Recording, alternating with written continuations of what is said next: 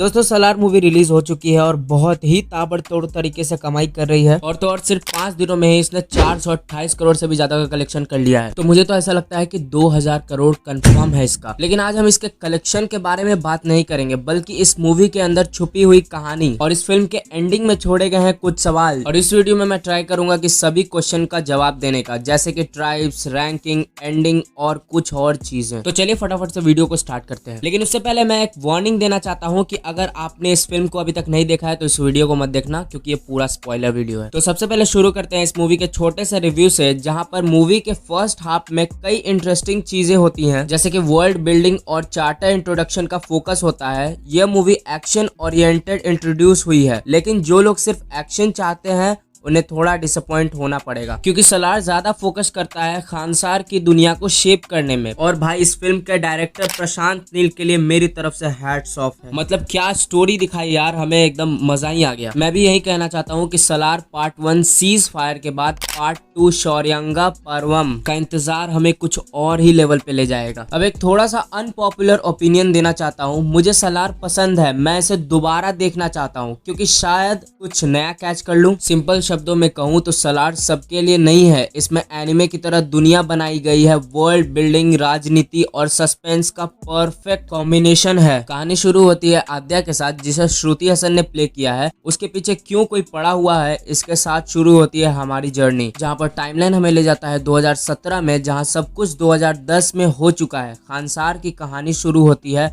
और खानसार की इतिहास। और वहीं पे हमें इस फिल्म में दिखाया गया है कि खानसार का जन्म हुआ है 1127 में, और इसमें 3 ट्राइब्स हैं। सबसे पहला है मन्नार, जो एक बुल के रूप में सिंबलाइज्ड होता है। दूसरा है शौर्यांग, जो एक भेड़िए के रूप में सिंबलाइज्ड होता है। और तीसरा है गारियांग, जो कि एक गरुड़ यानी कि एक ईगल के रूप में सिंबलाइज्ड होता है। खानसार हमेशा से एक अलग एंटिटी रहा है, चाहे वो ब्रिटिश रूल में हो या फिर 1947 में, जब खानसार ने इंडिया से जुड़ने से मना कर दिया। लेकिन यही से इसकी स्टोरी चेंज होती है। शिव मन्नार, जो कि डिवाइड के हेड हैं 101 टेरिटरी में, और सारे चलाए जाते हैं 61 कपार या गवर्नर्स के द्वारा। एक और चीज मैं आप लोगों को बताना चाहता हूं कि उन सब के रैंकिंग्स हैं, जो कि रिप्रेजेंट करते हैं उनके बैंगल्स से। और खानसार में एक वोटिंग सिस्टम भी है। तो चलो सबसे पहले थोड़ा बहुत इसके रैंकिंग सिस्टम के बारे में जान लेते हैं। तो सबसे पहले आते हैं कपार्स, जो कि सबसे पतले बैंगल्स यानी कि कड़े पहनते हैं, और हाँ उनके वोट काउंट होते हैं 1। और फिर आते हैं 8 सरदार, जो कि थोड़े मोटे कड़े पहनते हैं और उनकी वोट काउंट होती है 3। और सबसे ऊपर आते हैं कर्ता या किंग, जो कि बहुत ही बड़े कड़े पहनते हैं और उनके वोट काउंट होते हैं 15। तो अभी के जो किंग है यानी कि जो राजा है यानी कि जो कर्ता है वो है राज मन्नार, और जो अगले राजा होंगे वह है वर्धा मन्नार। और उसके बाद जो 8 सरदार हैं उनमें से 5 है गारियांग ट्राइब के, और बाकी लोग जो है वो उनके फर्स्ट वाइफ के बेटे सब हैं। और राज मन्नार के बड़े बेटे भी वही है जिन्होंने KGF में गरुड़ा का रोल प्ले किया था। और दूसरी राज की बेटी है और तीसरा राज का दामाद है। कुछ कारणों से वर्धा इस पार्ट का हिस्सा नहीं है, अब बताता हूँ आगे क्यों। 1985 में शिव मन्नार की मौत ने एक क्रूशियल टर्निंग पॉइंट मार्क किया है। राज मन्नार ने शौर्यांग ट्राइब को खत्म कर दिया और यहीं से बदला इतिहास का रुख। वहीं पर देवा ने कोशिश की अपने माँ को बचाने की, पर सबको रोकने में नाकामयाब रहा। वहीं पर वर्धा आता है और अपने दोस्त देवा को बचाने के लिए अपने पोस्ट या अपने बैंगल की कुर्बानी कर देता है। इसी कारण से वर्धा सरदार नहीं रहा। अब फास्ट फॉरवर्ड करते हैं 2010 में, जब राज मन्नार डिसाइड करते हैं कि अपने वारिस वरदाजन मन्नार को अपनी लेगेसी देंगे। पर प्रॉब्लम तब शुरू होती है जब वर्धा को कई अटैक्स का सामना करना पड़ता है। तभी सीज फायर अनाउंस होती है, लेकिन फिर भी वर्धा को मारने की कोशिश की जाती है। वही राज मन्नार की जिंदगी का टर्निंग पॉइंट होता है जब वर्धा सीज फायर को हटाने के लिए वोट करता है। क्लाइमैक्स में सब अपनी आर्मीज कलेक्ट करते हैं और डिसिसिव मोमेंट आता है जब सीज फायर हटाने का वोट होता है। वर्धा का अनएक्सपेक्टेड वोट सब कुछ बदल देता है। और फिर राज मन्नार पर अटैक होता है और वो कुछ बड़े सीक्रेट्स को रिवील करते हैं कि जब 1985 में शौर्यांग ट्राइब डिस्ट्रॉय हुआ तो कुछ चिल्ड्रन छुप चुके थे किसी तरीके से और इंतजार कर रहे थे अपने रिवेंज का। और तो और उसका दामाद भी शौर्यांग ट्राइब से ही बिलोंग करता था। और जो सबसे बड़ा सीक्रेट रिवील हुआ वो था कि शौर्यांग ट्राइब से ही असली राजा बिलोंग करता है, जो कि है देवा। और यहीं पर इस फिल्म की एंडिंग हो जाती है। और बहुत सारे सीक्रेट्स और बहुत सारे सवालों के जवाब इस वीडियो में तो हमने मैंने बता ही दिया, लेकिन कुछ ऐसे भी सवाल हैं जिनके जवाब इस फिल्म के सिर्फ पार्ट 2 में ही मिल सकते हैं, जैसे कि आर्मरी का ऑर्डर किसने दिया, वर्धा और देवा कैसे दुश्मन बन गए, वर्धा को किंग कैसे बना दिया गया, एटसेट्रा। और इन सब का जवाब मिलेगा सलार पार्ट 2 शौर्यांग पर्वम में। और मुझे तो बहुत ही बेसब्री से इंतजार है इस फिल्म के नेक्स्ट पार्ट का। आप लोगों को भी है या फिर नहीं, कमेंट सेक्शन में जरूर बताना। तो बस यही था इस वीडियो में, बाकी तो आपको इस फिल्म के नेक्स्ट पार्ट में मिलेगा। तब तक मिलते हैं किसी और नेक्स्ट वीडियो में, तब तक के लिए बाय।